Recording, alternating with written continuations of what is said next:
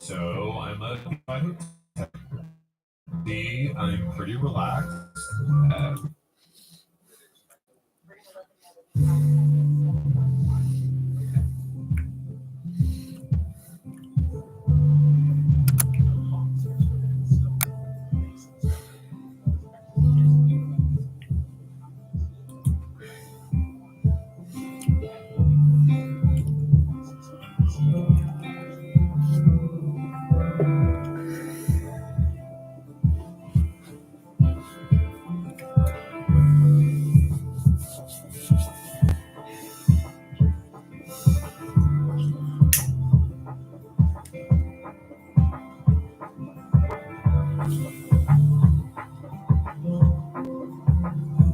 I've been on my way down.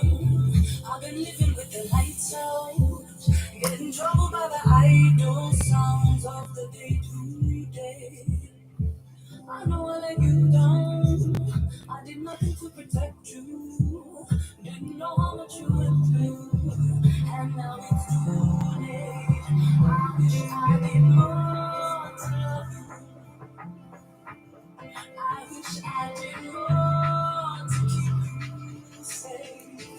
And if I only knew, I built a better world for you.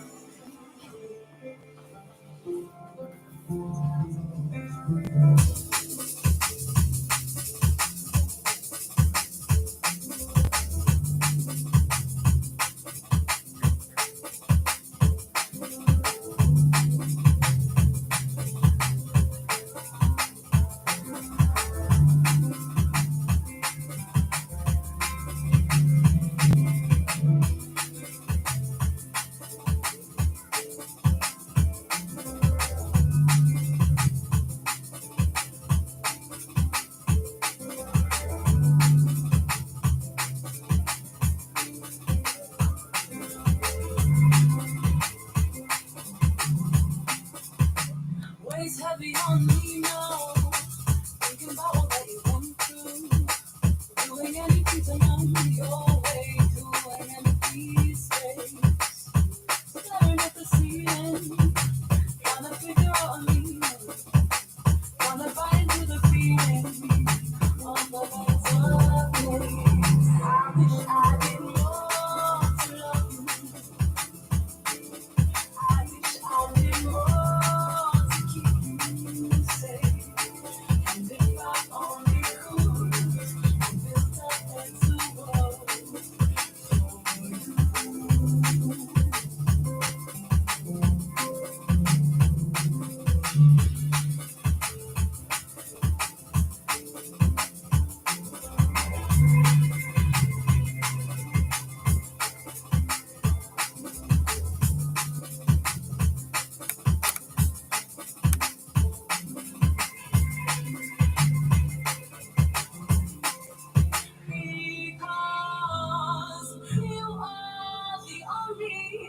feeling that I know.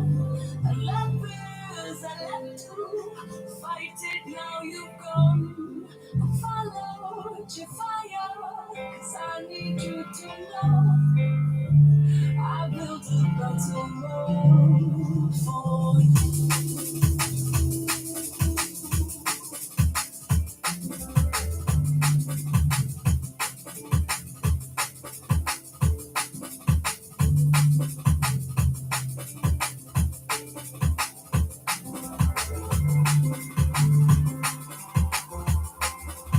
I wish I did more to love you. I wish I did more to keep you safe. And if I only could, I built a better world for you.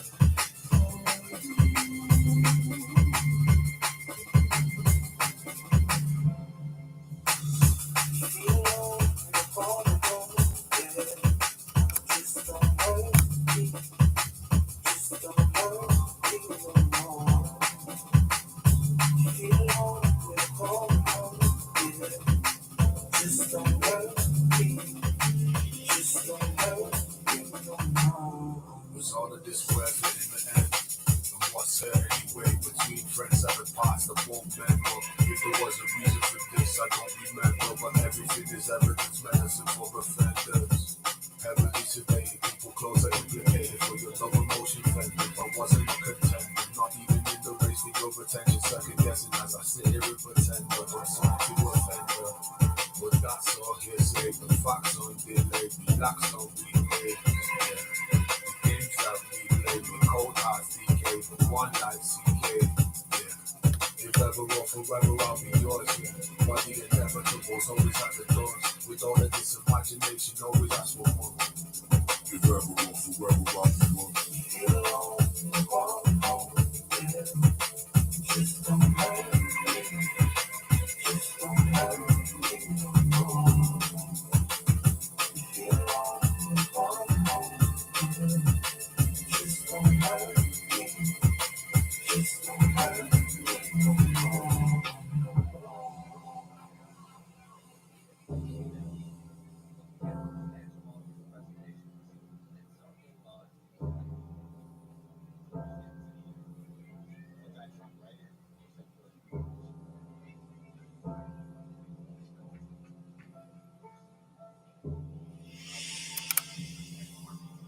Mama told me that there's more to life. See, the struggle's hard, but we pay the price. Fulfill your dreams, you know you asked for. Mama told me that there's more to life, baby. More to life, pay the price.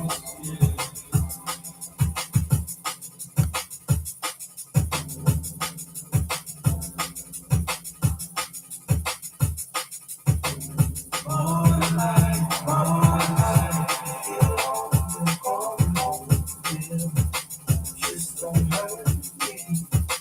Just don't hurt me no more. You feel alone, you call me home. Yeah. Just don't hurt me. Just don't hurt me no more. You feel alone, you call me home. Yeah. Just don't hurt me. Just don't hurt me no more.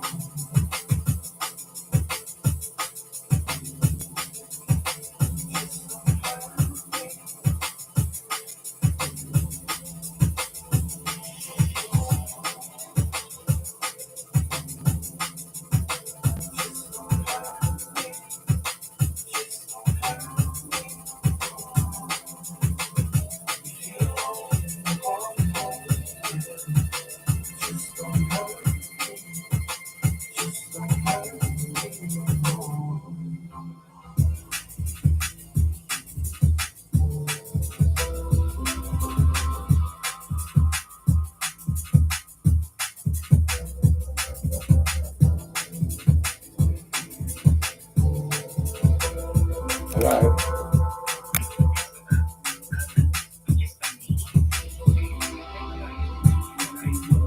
Oh, that's really.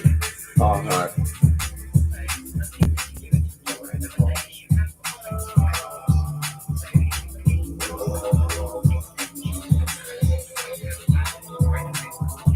Yeah.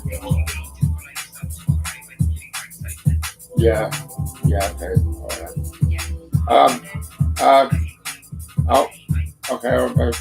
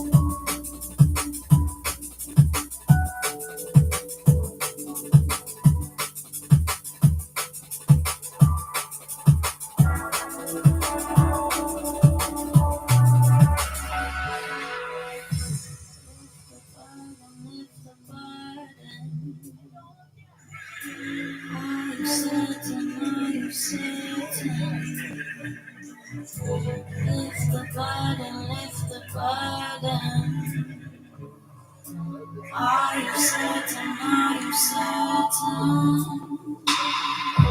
Lift the burden, lift the burden. Deep simplicity. Are you certain? Are you certain? Lift the burden, lift the burden. Deep simplicity. Are you certain? Are you certain? I see what those things.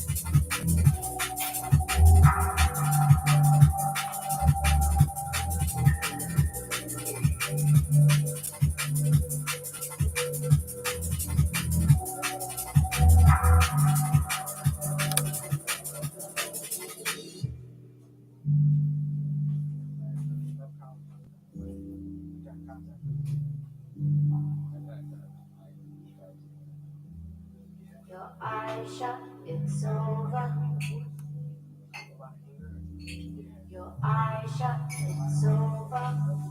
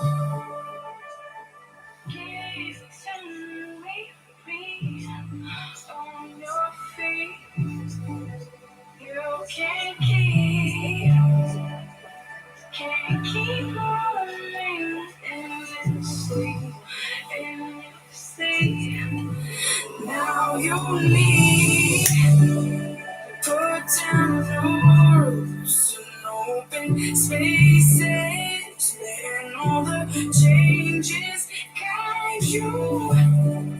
In open spaces, letting all the changes guide you. Home will find you.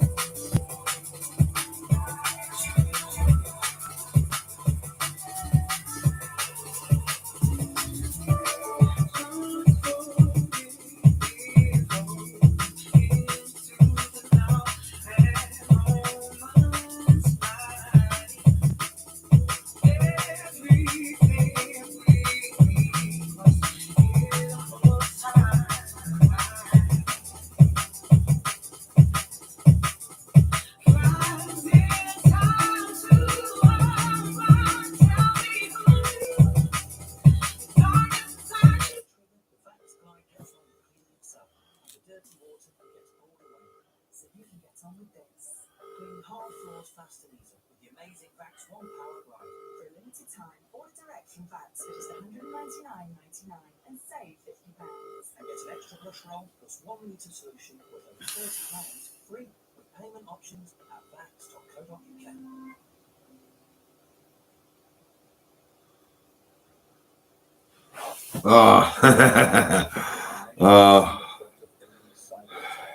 In cyber warfare, everything connected to the internet can be turned against us.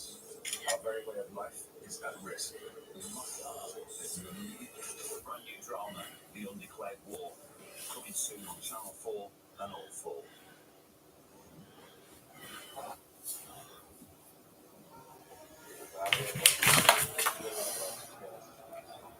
I've learned that my job is not more important than any of the other 2,499 employees at Mood Media, and I want to have a chance to give back to them because they have given so much to make this such a great company.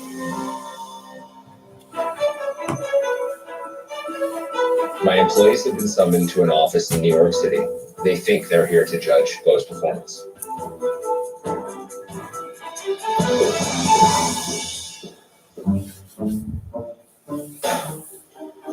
What the heck? Oh my God, Bo. How are you? How are you? Looking good today. Clean up nice. So how'd Bo do? You did great.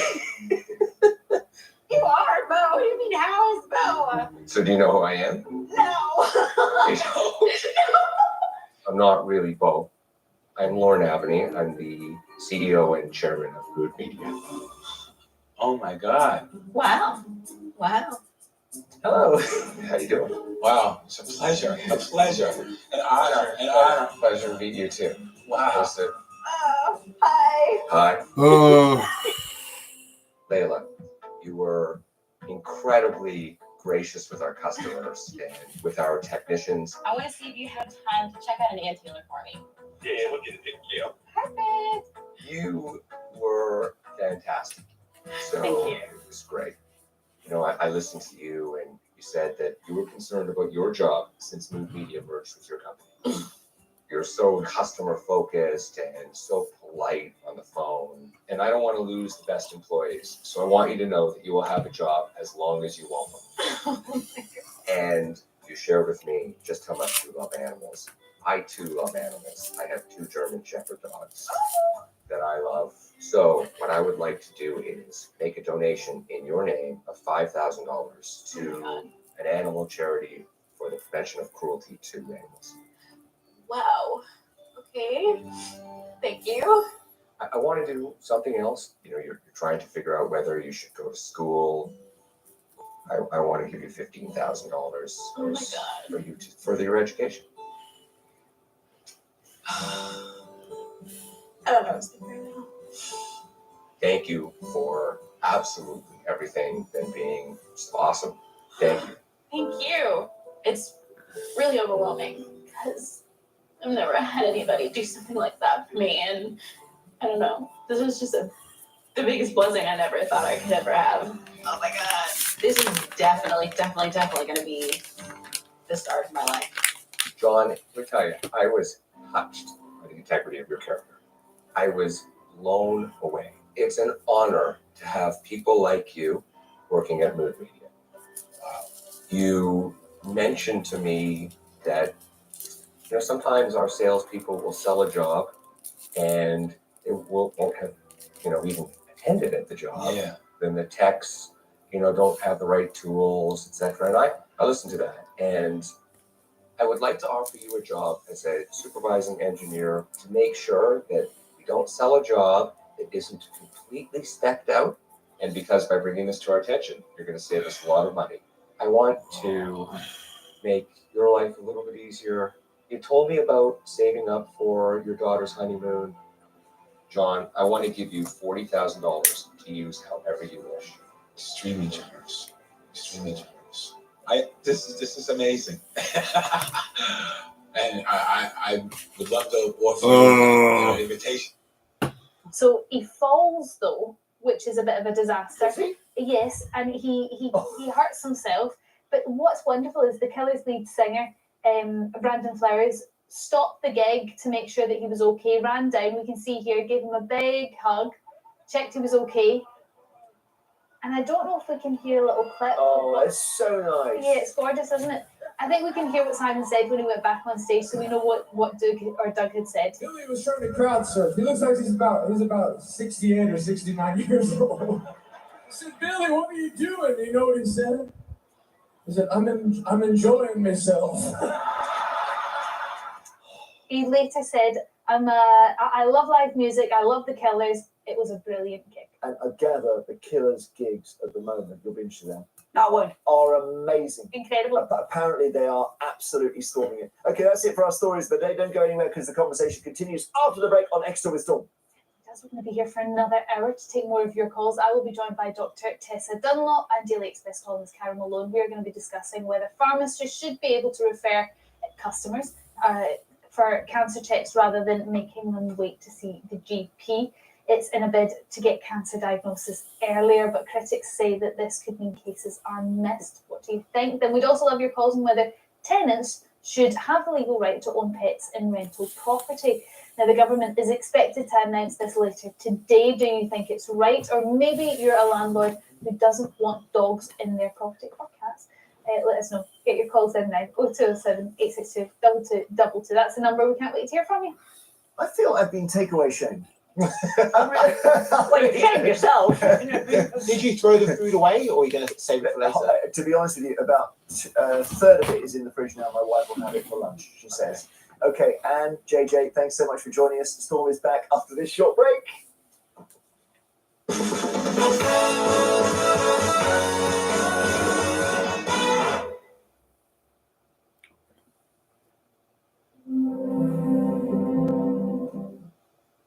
This Father's Day at Funky Pigeon, buy on our app and get 40% off a card. Have a great Father's Day. FunkyPigeon.com.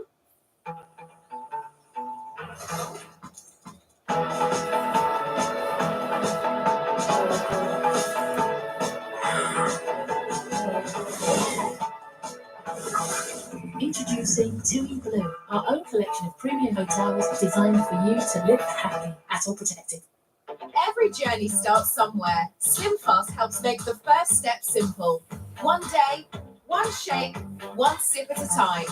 With delicious balanced meals and snacks to help you feel your best. Discover our new flavors like raspberry and white chocolate.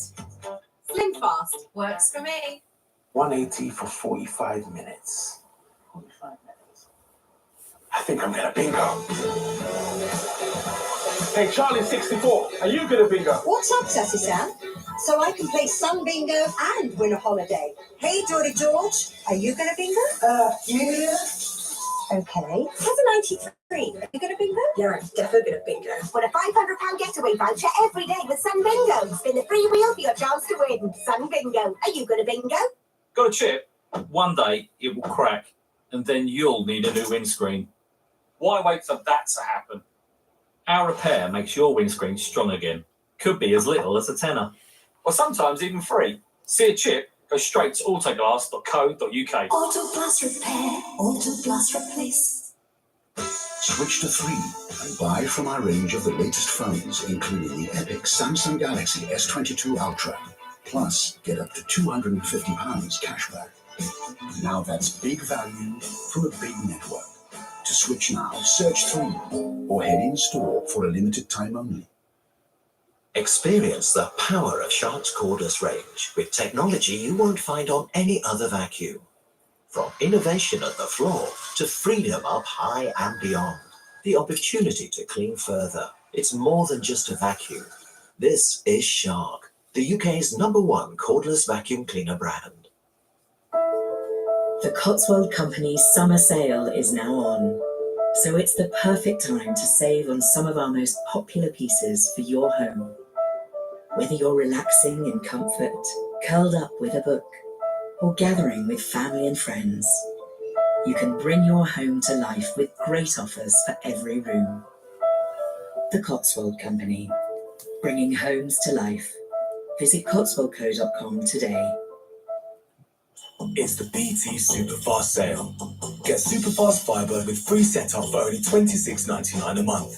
It's everything you want to make your home broadband brilliant. Be super fast with a £20 money back speed guarantee. Get super strength with the Which Best Buy Smart Hub. And be super safe with Norton security included in every broadband package. All for only $26.99 a month. Hurry, offer ends 23rd of June. Why choose anyone else? Join BT today. Creamy, crunchy, crazy good fun. Mulakuna, peel back and play. It's the scourge of our streets, and we've all put our foot in it. Now we get to the bottom of Britain's dog poo scandal.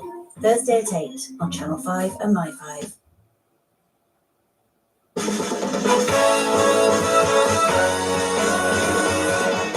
Welcome back. You're watching Jeremy Vine Extra. We're here with you for a whole other hour, so that's plenty of time to take more of your calls on today's big talking points. And I am joined this morning by the fabulous Daily Express columnist Carol Malone and the equally fabulous historian Dr. Tessa Dunlop. So here's what we're going to be discussing. First up, what do you make of plans to let pharmacists make cancer referrals? A new pilot scheme in England is going to let high street pharmacists refer customers for cancer checks rather than having to wait to see their GP. Now, this is in a bid to make diagnosis of cancer earlier, but some people might prefer to see their doctors instead. What do you think? And then after that, should all tenants get the legal right to keep their pets in rental property? The Housing Secretary, Michael Gove, is expected to announce this later as part of a big overhaul of rules for those living in private rented housing. It means that landlords will need a very good reason to refuse pets. Is this a good idea, or do you think it might put landlords off?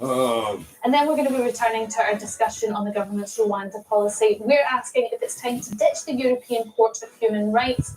It's after judges stopped a flight carrying migrants from Britain to Rwanda at the last minute. We are still party to its rules despite Brexit, but the Prime Minister has indicated that we might be able to withdraw from it. So the question is, should we? If you have anything to say in any of our debates, that number is 0207 862 2222. You can see it on your screen, but I will repeat it, 0207 862 2222. Calls from landlines may cost up to 16 pence per minute, plus any call set up using calls from mobiles and cost considerably more. But you would always send us a message, head to Facebook or Twitter and search for Jeremy Vine on 5. Okay, we're going to head straight into our first topic then this morning, and we are asking if pharmacists should be able to make cancer referrals. 0207 862 2222 is the number. Pick up that phone. We'd love to hear your views on this.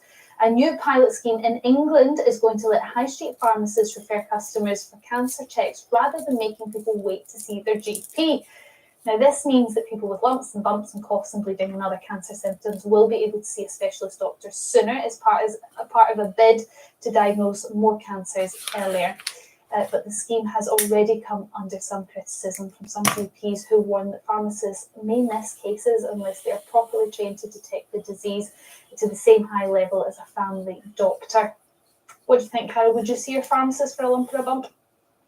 No, let me say, I have huge respect for pharmacists, and during the pandemic, they played a blinder. They gave us vaccinations and all the rest of it. But being a doctor and being a pharmacist are two distinctly different professions. Doctors treat illnesses, injuries, they operate, they perform surgeries. Pharmacists work with medications. There's an entire difference to that. Doctors work in the surgery, pharmacists work out of a shop. And we know that doctors miss cancers very regularly. We know that happens. They miss the symptoms, they miss the signs. How is a pharmacist whose job is not to make medical evaluations? How are they going to know? Are they going to refer every single person who comes to the hospital? In which case the NHS is going to be overrun. And I just think this is the NHS and GPs offloading their work and responsibility for us, and that's not what we pay into the National Health Service for. We pay for doctors. Like I said, huge respect for pharmacists. They do a fantastic job, but they're not doctors. It's not their job to diagnose illness. And God help the person who goes to them and they miss it. And Carol, they do diagnose illness though. Pharmacists they don't diagnose cancer, Tess, and they're not qualified to. Well, at the moment they haven't been diagnosing cancer, but if I go into a pharmacist and I say my nose is streaming, they will help me work out but they're having to work out whether it's hay fever or something that perhaps requires antibiotics. No, but it's diagnosing an illness. Just to clarify, a pharmacist has 5 years training. They don't diagnose, Tessa. They don't formally diagnose. But Carol, they They are say going what to they be think. given more funding and more training for this specific thing. But how, you know, if a cancer specialist, if I go to see a cancer specialist, I would expect that he's had more than his normal 7 years training. I would expect he's had a lot more training in cancer. Pharmacists train for 3 years in 5 years, 5 medication. years. Well, 4 to 5. It's 4 years practically for the degree, 5 years with a year's probation somewhere. It is, but they're trained to work in medications. They're not training to spot illnesses. But they're not, all they're going to do is make a value judgment on whether the person is exhibiting something which may later present as a cancer. They're not diagnosing cancer. They're working out whether the individual in front of them needs to be seen by a specialist. They're acting as a gatekeeper, which is, I think, the main role of GPs. Why can't a GP do that? Well, we're going to speak to a GP now, so we can speak to Dr. Jess Harvey, who's based in Shropshire. Dr. Harvey, what do you make of this pilot scheme? Do you think this is something that could work? Yeah, thanks for having me on. I think it's interesting. There were some quite loaded terms that were just used there by Carol, and I think quite probably worth addressing. This isn't general practice offloading our work in any way. I think this is it's an interesting pilot, certainly, and if nothing else, it's provoked debate and awareness about cancer symptoms, and I think that's one thing that can't be done enough. We do need to identify cancers early, you're quite right, but as Carol has pointed out, we don't miss cancers. They are just notoriously difficult in some circumstances to identify at the first consultation or first presentation. So yes, there are some red flag symptoms that initially do set off those alarm bells and start that 2-week wait process. But there are other symptoms that are a bit more insidious and less specific, which means that you may have to have a couple of appointments to try and identify which pathway you need to go down or which investigations you need. I think perhaps those more nuanced presentations are the ones where pharmacists perhaps might lack a bit of that experience. However, that said, there are those red flag symptoms that can be fairly easily identified. And if someone does present with that, then having that early referral in place is great. I think there is a huge issue here, not in terms of the pharmacists identifying it, but in terms of having the provision for those investigations and those referrals in secondary care. And certainly that's something that we're seeing at the moment. What should be a 2-week wait is turning into 3, 4, 5 weeks because there's a backlog from COVID and because essentially the NHS is under-resourced. And until those resources are there, then there is going to be a problem in terms of getting those early identifications. Dr. Harvey, what about Carol's concern that actually pharmacists aren't trained to do this? They're trained to work with medications. It's a very different speciality. I can understand her point, and she is right in that, essentially we all come from different backgrounds and different experiences. But essentially, is if you're looking at things, we have pro formas, and you can see on there are certain symptoms. If a patient has this, then they get referred for a 2-week wait. If they're trained to identify those sorts of things, then that could work. I think if we're talking about all cancers, I don't think you could successfully train somebody to identify all cancers, and I don't think that the pharmacy is perhaps the best place to be identifying those. But why can't GPs Things like do breast this, Jess? Why can't GPs do this? We are. But why can't you do it? Why is this being farmed out to pharmacists? It's not being farmed out. Well, it is. We're still doing it. I'd say I probably do a 2-week wait referral maybe once a day, twice. Some days more, some days less. But we're still doing it. People can't get to Contrary see it. their opinion, we're still very much seeing patients. People can't get to see their GPs now. They can't. Day after day we hear people out in the public saying they cannot get. Not just out in the public, Jess. I couldn't get to see my GP recently. It is an absolute nightmare. Do you know what I did in the end? I took the reception staff a box of chocolates because I thought I need to get through it. I just need to find a way of getting an appointment with my GP. And by the way, it worked. So Dairy Milk. It's shocking that people, even now after COVID, this length of time after the I'm just gonna draw a conclusion to this because it is absolutely, but it's slightly off topic. But I am going to let Dr. Harvey reply to that. Yes. Listen, I appreciate that there is an under-resourcing of general practice. None of us are doubting that. When people say they find it hard to get an appointment, the evidence, and if you look at the statistics, show that we are doing more appointments now and having more patient contacts now than we have ever done. That's not just post-pandemic, that's pre-pandemic. So you can look at that, there's evidence there that there are more, that you're right, there is a reality and that there is an increased demand. But until that increased demand is funded, then we are, how can I create more appointments? Because what you are questioning is my ability and my dedication to my job, whether I'm working or not. We're not sitting there. I'm not sitting in my surgery with my feet up drinking a cup of coffee all day. I can assure you that we're working 11, 12-hour days non-stop. I can't remember the last time that I had a lunch break where I sat and wasn't trying to eat something and working. I think to doubt the dedication and the energy and time, blood, sweat and tears, quite frankly, that's going into general practice at the moment is incredibly unfair. And yes, I appreciate there might be a delay, but we are doing the best of what we have. And if we have more, then yes, we can do more. A huge thank you to GP Dr. Jess Harvey there. I'm going to draw that to a close only because we're getting carried away with the why aren't GPs seeing more people. I get it, but this is a discussion about pharmacists. I also just want to say, to clarify, I don't doubt Dr. Jess Harvey, and I don't doubt the good intentions of GPs. But the system, I think, is a bit broken, especially when you can't actually see your GP. That is another discussion to be had. But at the moment, would you be happy to go to your pharmacist with a lump or a bump or bleeding to get a referral to see a specialist? Polly from Surrey, you're up first. What do you think? Would you be comfortable with this? I think rather than demonising everybody in the NHS, as you say, let's just stick to the topic. This is in addition to GP coverage. So when you're thinking, let's think about it from the patient's point of view. You're thinking about it as a vocal female who doesn't have any problems with going to anybody, and telling them about something that's wrong with them. If you look at it now as an elderly gentleman, has no family, he's going to a pharmacy, he's tottering along the high street, he's managing to get to the pharmacy to get some cough medicine.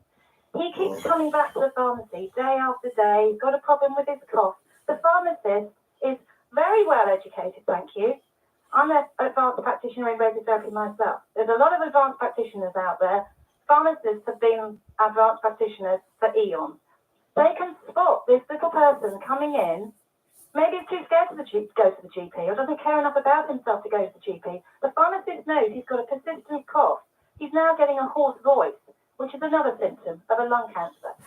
Then with this new legislation or this new pilot study, that pharmacist can make an informed choice. He can take the patient into a little room if necessary, if the patient is willing, and say, look, I'm worried about this cough that you've had for 3 years. Let's do something about it. Let's fast track you to a service that can take an aspirate or look at what's going on. That is what this pilot is about. That certainly this does. is not about substituting very hard-working GPs. This is about getting people who don't normally go to the doctor. This is about getting people who are very vulnerable into the system early. That's all it's about. I hear what you're saying. So you would say that pharmacists are maybe